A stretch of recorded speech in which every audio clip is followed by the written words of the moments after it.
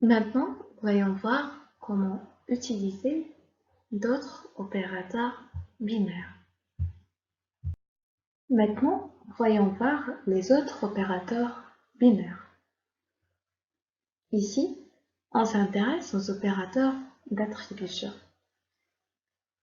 La première expression, int x égale à 1,0, ne compile pas. Tout simplement parce qu'on est en train d'associer un double qui est 1,0 à une valeur entière. La seconde expression, short y égale à 47 575, ne compile pas elle aussi. Pourquoi? Parce que la valeur littérale, elle est à l'extérieur de la plage des shorts et le compilateur détecte ceci. La troisième expression, int z égale à 9f, ne compile pas car on a ajouté f à la fin de l'instruction. Donc, z est supposé être traité en tant qu'un nombre à virgule flottante, ce qui n'est pas le cas, car on a écrit int z. Finalement, la dernière expression ne compile pas aussi, car Java interprète le littéral en tant que int. Et encore une fois, la valeur est plus large que la valeur maximale supportée par des entiers. Maintenant, intéressons-nous au casting des valeurs primitives. Eh bien, si on revient aux exemples de tout à l'heure, il est possible de pallier aux erreurs de compilation déjà vues. Pour la première ligne, il suffit de caster la valeur de type floating number en un entier. Pour la deuxième ligne, et pour que ça compile, il suffit de caster la valeur supérieure à la valeur maximale que peut contenir un short en un short.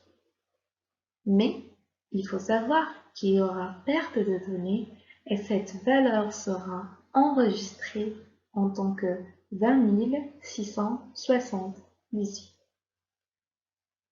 Maintenant, pour essayer d'insérer une valeur de type long dans un int, il suffit de préciser int.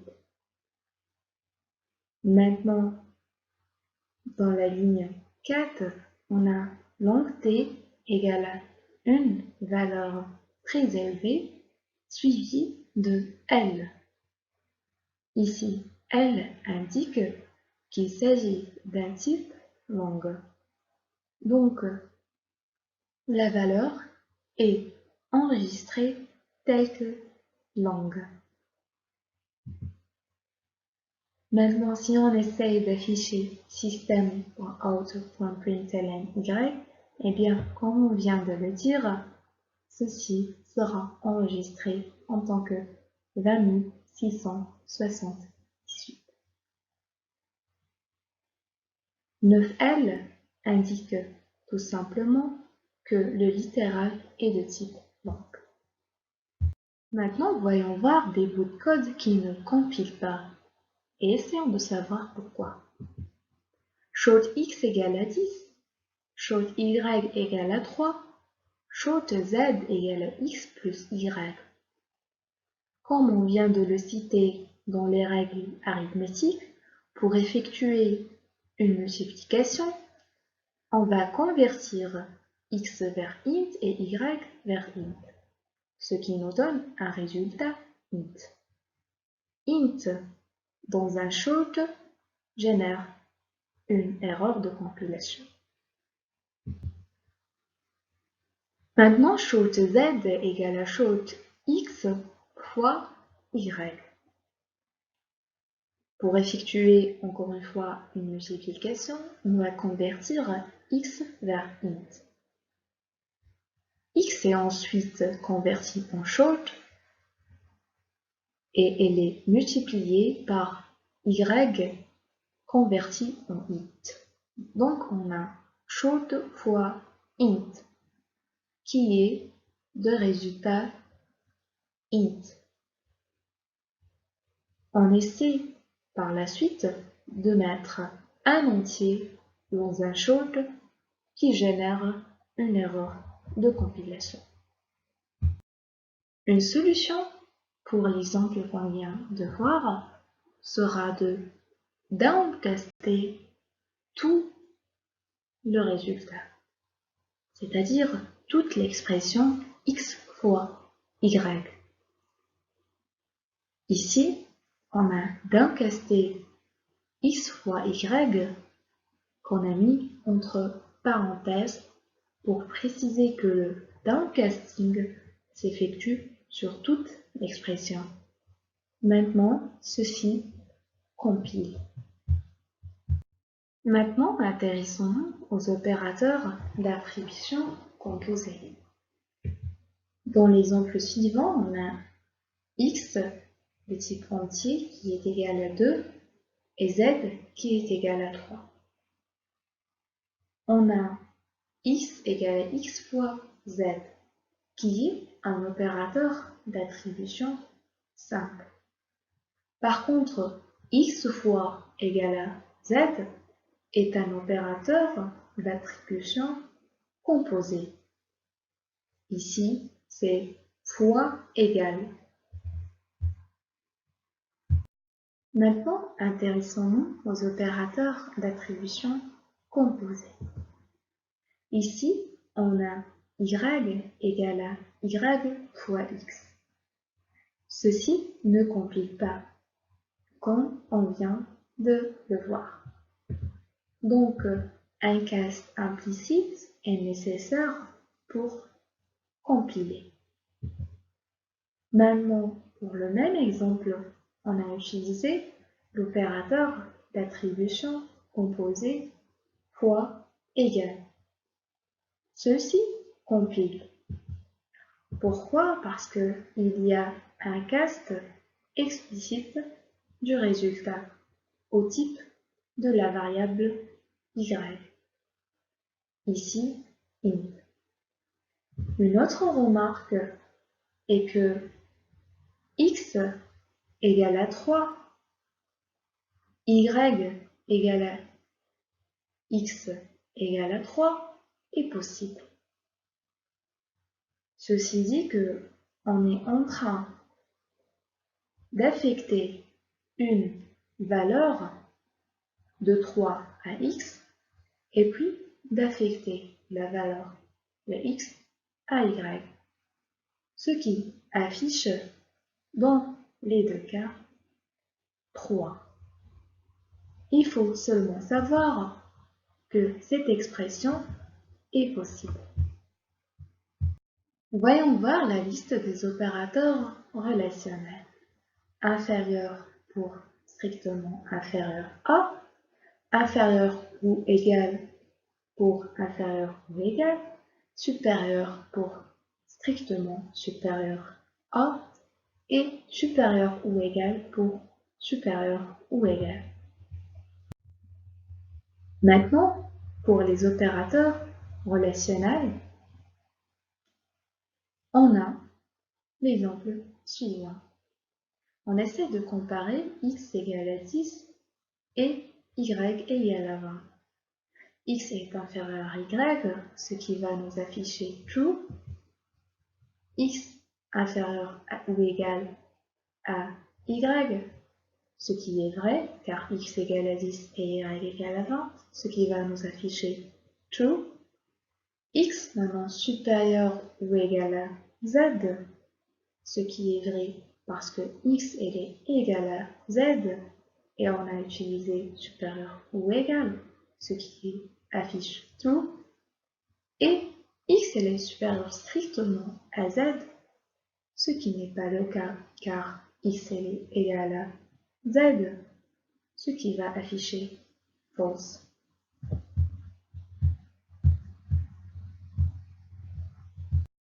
Comme suite pour les opérateurs relationnels, on a instance of.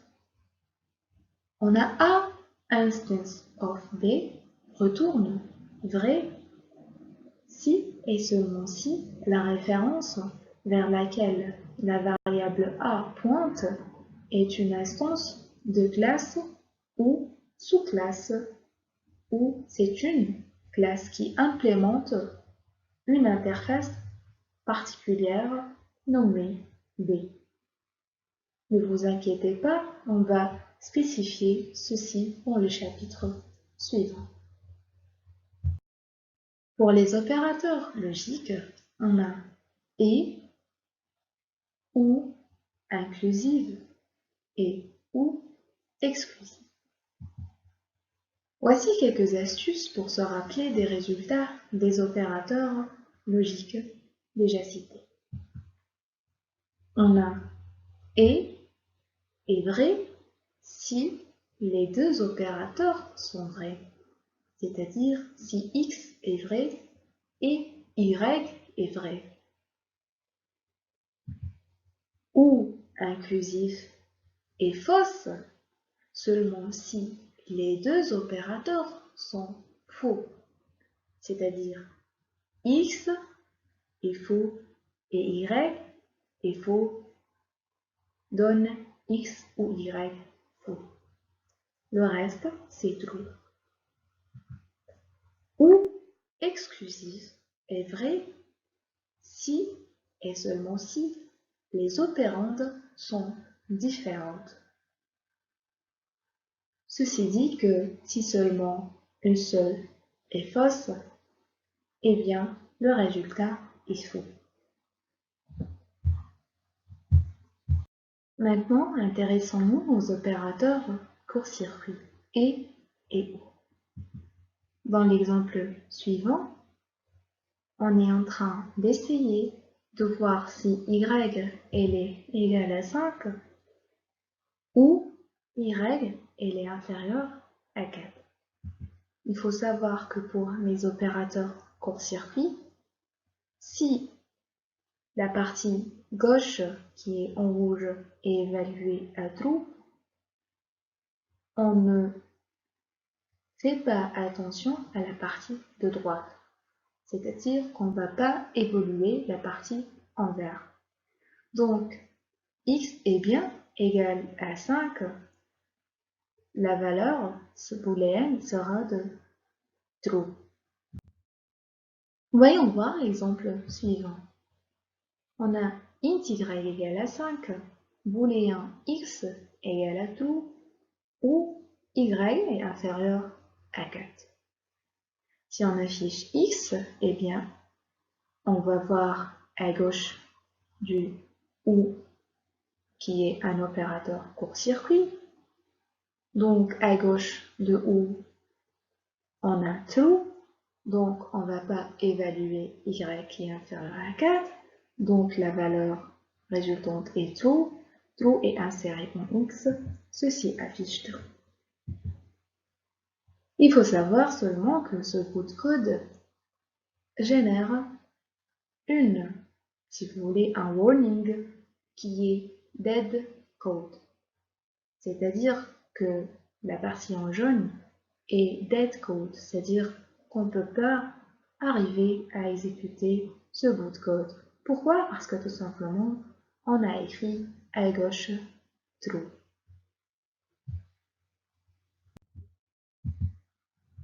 Maintenant, on a int x égale à 6 et on a y égale à x supérieur ou égal à 6 ou plus x inférieur ou égal à 7. Si on affiche 6, il faut tout d'abord évaluer x supérieur ou égal à 6. X est-elle supérieure ou égale à 6? Oui, car x égale à 6. Donc, on n'évalue pas la partie de droite, et plus x inférieur ou égal à 7 ne s'effectue pas. Donc y prend la valeur booléenne true et x garde sa valeur 6. Donc ceci affichera 6 pour la valeur x.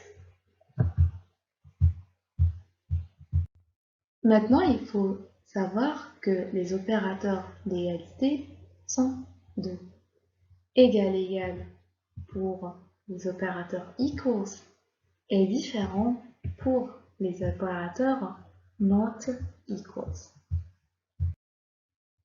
Les opérateurs d'égalité sont utilisés dans l'un des cas suivants. Comparer deux types primitifs. Si les types sont différents, un cast automatique est effectué.